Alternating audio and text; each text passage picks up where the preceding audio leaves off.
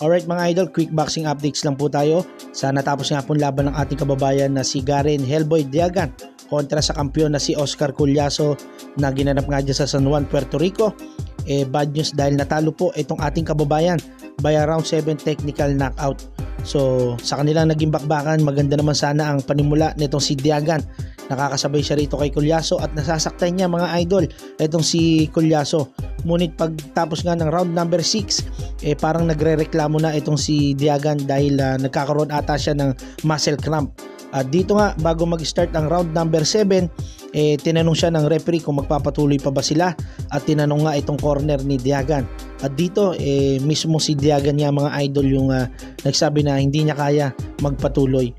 Dahil nga doon sa muscle cramp na nararamdaman nitong si Garen Diagan.